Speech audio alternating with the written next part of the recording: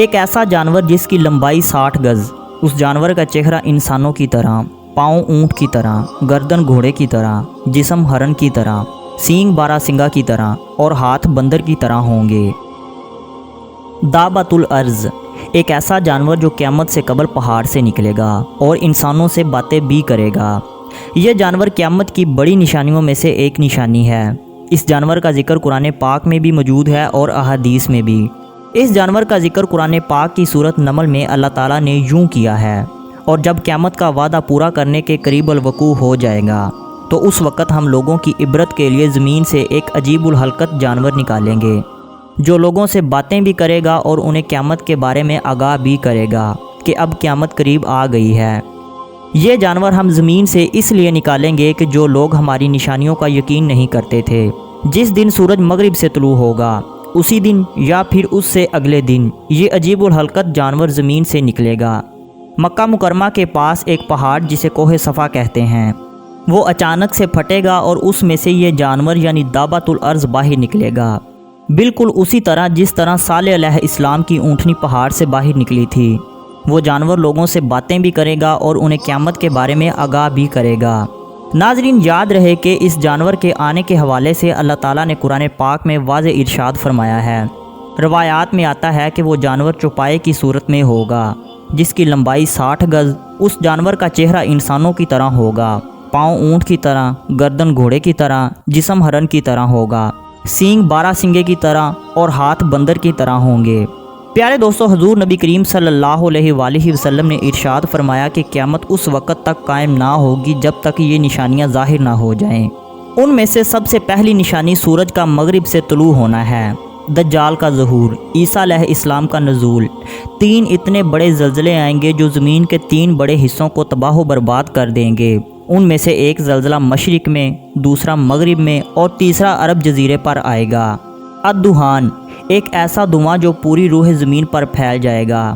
یمن کے اندر ایک ایسی آگ لگے گی جو لوگوں کو ہانکتی ہوئی محشر کے میدان کی طرف لے کر جائے گی۔ دابۃ الارض کا نکلنا، یاجوج ماجوج کا نکلنا۔ سب سے پہلی نشانی سورج کا مغرب سے نکلنا ہے، جس کے بعد توبہ کا دروازہ بند کر دیا جائے گا، کسی کی بھی توبہ قبول نہ ہوگی۔ دوسری نشانی دابۃ الارض کا مکہ مکرمہ کے قریب کوہ صفا کے پہاڑ سے نکلنا ہے۔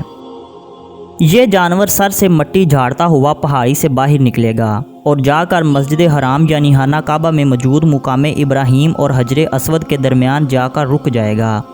تمام لوگ اسے دیکھ کر بھاگ جائیں گے، لیکن ایک جماعت ایسی ہوگی جو اسے دیکھ کر نہیں بھاگے گی، کیونکہ وہ جانتے ہوں گے کہ یہ اللہ تعالیٰ کی طرف سے بھیجا گیا جانور ہے۔ جو جماعت اس کے پاس رک جائے گی، ان تمام لوگوں کے چہروں کو یہ جانور ستاروں کی طرح روشن کر دے گا۔ اس کے بعد یہ جانور باقی لوگوں کی طرف بھاگے گا اور ان کے چہروں پر کفر کی نشانیاں لگا کر ان کے چہروں کو سیاہ کر دے گا۔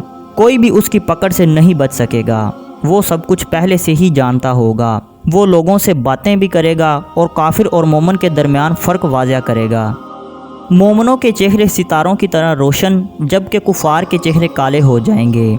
وہ ہر کافر اور مومن کو پہچان لے گا، جیسے کہ قرآن پاک میں ارشاد ہے: اے مجرموں، آج تم مومنوں سے الگ ہو جاؤ۔ اس طرح مسلم اور مجرم کا فرق دنیا میں ہی واضح ہو جائے گا، لیکن پورا حساب و کتاب قیامت کے دن ہی ہوگا۔ آخر اس جانور کو زمین سے نکالنے کی حکمت کیا ہے؟ کیونکہ اللہ تعالیٰ کا کوئی بھی کام حکمت سے خالی نہیں ہوتا۔ حکمت یہ ہے کہ قیامت کا انکار کرنے والے اور اس کا مذاق اڑانے والے لوگوں کی حماقت اور جہالت کو اللہ تعالیٰ لوگوں کے سامنے ظاہر کرے گا۔ جس بات کو یہ لوگ انبیاء اکرام کے کہنے سے نہیں مانتے تھے، آج اس بات کو ایک عجیب الحرکت جانور کے کہنے پر مان رہے ہیں۔